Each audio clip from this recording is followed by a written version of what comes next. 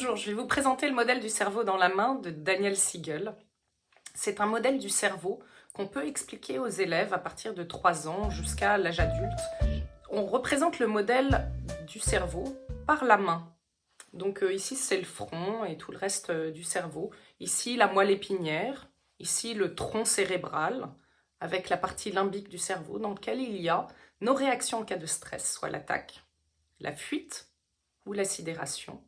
Il y a aussi dans cette partie-là nos émotions et notre mémoire ancienne. Quand on rabat les doigts par-dessus, c'est le cortex, c'est ce qui nous permet d'appréhender le monde extérieur. Ici, on a l'organisation, la logique. Et ici, dans les ongles devant, c'est le cortex préfrontal. C'est ce qui nous permet de réguler nos émotions. C'est le siège de l'adaptabilité, de la flexibilité, de la capacité à faire des choix justes, de l'empathie, de la moralité. Quand on est énervé, quand on est provoqué, quand les choses ne vont pas dans notre sens, ce qui se passe, c'est ça. On est en prise directe avec nos émotions, notre mémoire ancienne, et nos réactions en cas de stress, soit l'attaque, la fuite ou la sidération. Et on est déconnecté de notre empathie, de notre moralité, de notre capacité à faire des choix justes. Quand on est comme ça, c'est là qu'on va avoir des propos blessants. C'est là qu'on va avoir des actes violents. 2 élèves qui se battent, ils sont comme ça. C'est-à-dire qu'ils n'ont plus accès à leur sagesse. Quand ils sont comme ça, la plupart du temps, nous aussi d'ailleurs, quand on a été comme ça et qu'on est comme ça à nouveau, on se dit mais pourquoi j'ai dit ça, mais pourquoi j'ai fait ça. Donc vraiment, à ce moment-là, l'outil qu'on a, c'est le temps de pause. Le temps de pause, c'est juste le temps qu'on se donne pour se recentrer à nouveau, pour pouvoir avoir accès à notre adaptabilité, notre flexibilité, notre empathie, notre moralité, notre capacité à faire des choix justes, notre régulation des émotions, tout ce dont on a besoin pour résoudre des problèmes efficacement. Quand on est comme ça, on pense qu'on a raison et on va le prouver à l'autre par tous les moyens. Donc, je vous invite à enseigner ce modèle du cerveau à vos élèves. Je vous invite à prendre un temps de pause quand vous sentez que ça monte. Ça monte pour tout le monde régulièrement, plusieurs fois par jour. Nous sommes des êtres humains. L'idée, c'est pas que ça arrive plus jamais. L'idée, c'est que ça arrive moins souvent et que plus rapidement, on arrive à se calmer. C'est comme un muscle à entraîner que d'apprendre à faire ce temps de pause et à se réguler de mieux en mieux. Parfois, quand on est comme ça, on se voit, on se dit « je devrais aller me calmer, mais non, j'ai raison et il faut que là, je le dise quand même ». Et ça, c'est vraiment, c'est intéressant de se voir dans cette situation, mais c'est déjà un progrès par rapport au moment où on est comme ça et on réalise même pas. Donc, c'est un long processus, un apprentissage qui prend du temps.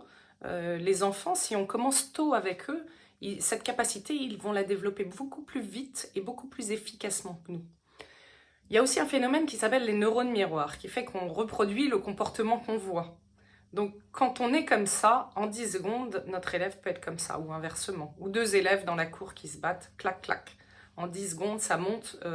Et du coup, d'en avoir conscience aussi, de savoir que quand quelqu'un est énervé, on va avoir tendance, naturellement, ça va être notre réaction automatique, que nous aussi, d'être énervé, avec des parents d'élèves qui arrivent comme ça. Je ne sais pas si ça vous est déjà arrivé, des parents d'élèves qui arrivent comme ça pour parler avec vous.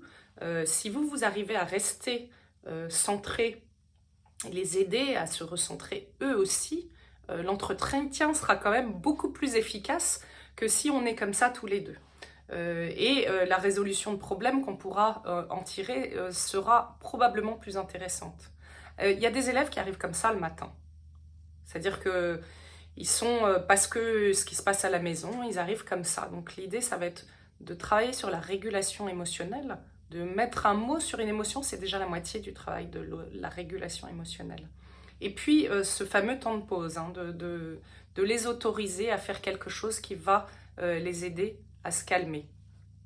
À quel point vous pensez que quand un élève est comme ça et que l'enseignant lui ordonne d'aller se calmer en lui disant « bon, maintenant tu vas aller te calmer sur cette chaise », à quel point vous pensez que ça va être efficace dans sa régulation émotionnelle? Si le ton est agréable et que c'est une proposition, dans ces cas-là, toutes les chances sont que l'enfant puisse faire ce travail. Si le ton n'est pas agréable et que c'est une injonction, il y a toutes les chances que l'élève soit encore plus énervé. Donc l'idée, ça va être de proposer aux élèves ce temps de pause. Un adulte qui n'est pas régulé ne peut pas aider un enfant à se réguler. Donc ça va être important de prendre conscience que la première chose, ça va être pour l'adulte de se réguler. Quand je suis énervée contre un élève, lui ne peut pas se calmer. Quand il ne peut pas se calmer, il ne peut pas travailler. Il ne peut pas trouver des solutions. Donc tout ce qu'on veut, c'est enseigner aux enfants et on ne peut enseigner que quand les enfants sont comme ça.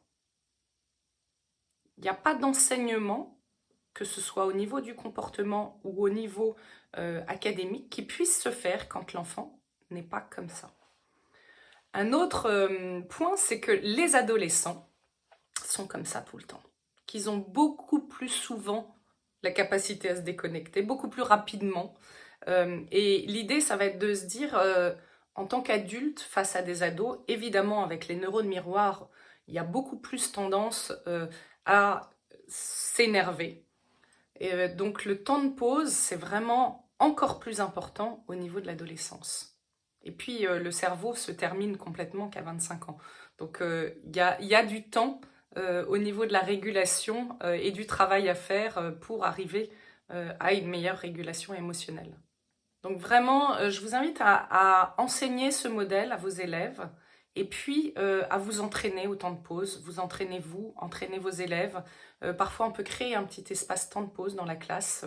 Il y a de la maternelle au lycée, je vois dans des établissements scolaires des espaces temps de pause qui se créent, souvent une petite chaise avec une balle anti-stress ou un objet ou l'autre, une image apaisante, puis de lui donner un nom. Ça peut être un outil qui peut vous être utile dans votre classe.